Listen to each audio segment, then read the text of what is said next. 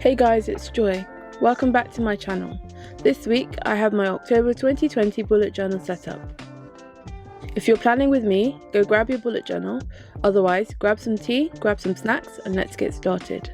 So my theme for October is autumn leaves. With this cover page illustration, I was going for a perspective effect. I wanted it to be as if you're lying down, looking up at the trees, watching the leaves change colour. To start with, I am using blue watercolour to paint the sky. As most of the light would be coming in from the top, I work in layers to darken the base of the circle. Then, using the acrylic paint in a light umber shade, I paint in my tree trunks. So I like to use Winsor & Newton's professional range of acrylic paint. Normally, I put it in my palette, but as I knew I would be doing lots of line work and colour blending, I worked with the paint straight from the tube. Though I've used acrylics here, I think all these illustrations would be easy to recreate with markers or watercolour or whatever your preferred medium is. I got some accidental paint smudges on the corner of my paper. I tried to rub and peel it off, but nothing was working, so I left it. I may try and think of a creative way to cover this up later in the month. So I'm building up the colours and layers in the tree trunks.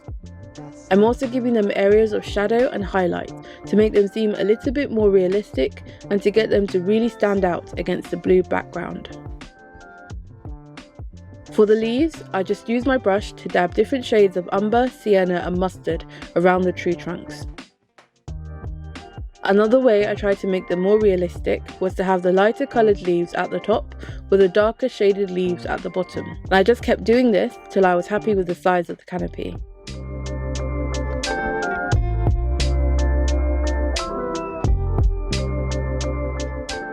I put down another layer of blue watercolour at the bottom, just to create more contrast between the light top and the dark base.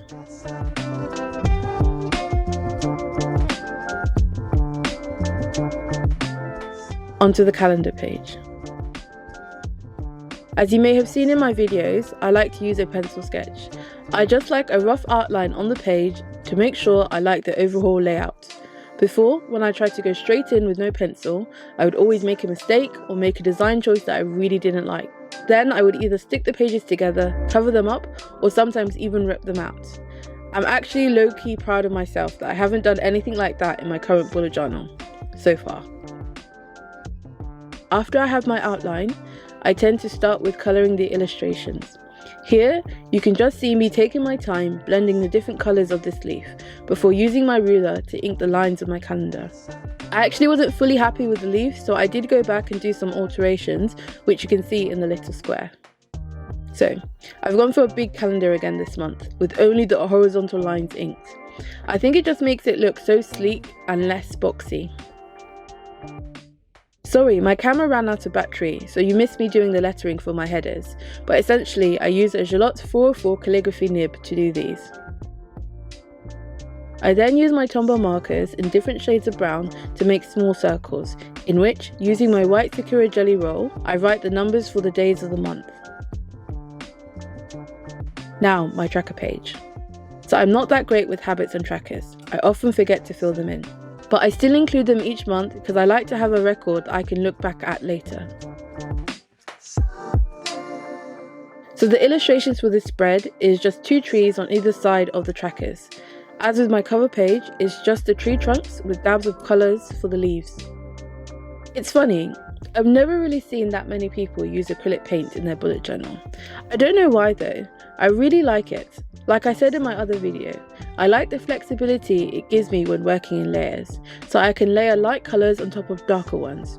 Though, I do need to be careful about using more transparent paints on top of opaque ones, but otherwise it works really well. Also, the paint sits nicely on top of the paper, and if you use multiple layers, you can create a cool 3D and textured effect. Another huge plus is that it doesn't warp the paper or bleed through. Don't get me wrong, I love watercolour, but you always have to be very careful of how much water you're using with them. In terms of the layout of the spread, I have my mood tracker in the middle, which is basically a smiley, neutral and sad face.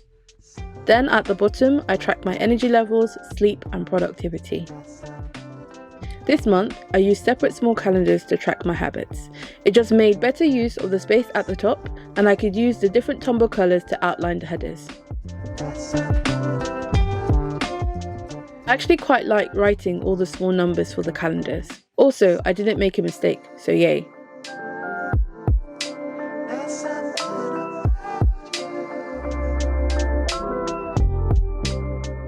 I don't know what it was, but my camera just kept running out of battery just when I was doing the lettering with the calligraphy nib. So again, you've missed me doing this lettering. I don't care how many times I say it, just peeling that tape and seeing that clean line is just so satisfying. I really like having a gratitude page, even on the days when I'm not really feeling it. It can help shift my mind to something more positive. So I really try and put something in for each day. But if you prefer, you can make this a 1 line a day spread. So I use my Tombow marker to draw in the veins of the leaf, then I paint over it so it doesn't show through so much. And again, I just took my time blending in the colours of this maple leaf. So I finally managed to record this lettering. I really like using a calligraphy nib. I find I get better line variation than I do with a brush pen. The only thing is that you have to keep dipping the nib back into the ink, especially with the larger letters. I'm using an acrylic ink here, which doesn't bleed through but sits nicely on top of the paper. Just be careful and allow adequate time for it to dry. I've been impatient before and everything's smudged. I have found that some watercolour inks tend to feather and bleed through the page. This ruins the other side of the paper, and also the hairlines are not as thin as I want them to be. Now we are on to the first weekly spread of October and the last setup spread in this video. So the way I've taken to doing my weeklies now is to have all 7 days of the week in each spread, even if some of those days aren't in that month. If some of the days do belong to another month, I also like to represent that in my illustration and layout. So in this week, as Monday, Tuesday and Wednesday actually don't fall in September, the first few leaves of the border are green, like the leaves I did for my lilies in September. And you'll see later, when I write the days of the week in, for Monday, Tuesday and Wednesday, I used a green instead of a brown gel pen. I think the spreads I've done this month overall are much simpler than those I did in September, especially the illustrations. The leaves in October are basically big shapes, but with colour shading and blending and not so much detail.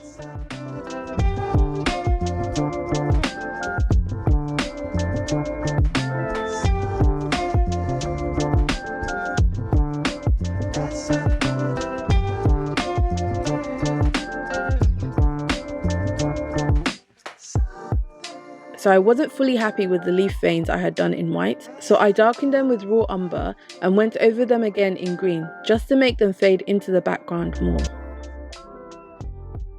Now, I am using raw umber and burnt sienna just to create some more depth and shadow in the leaves.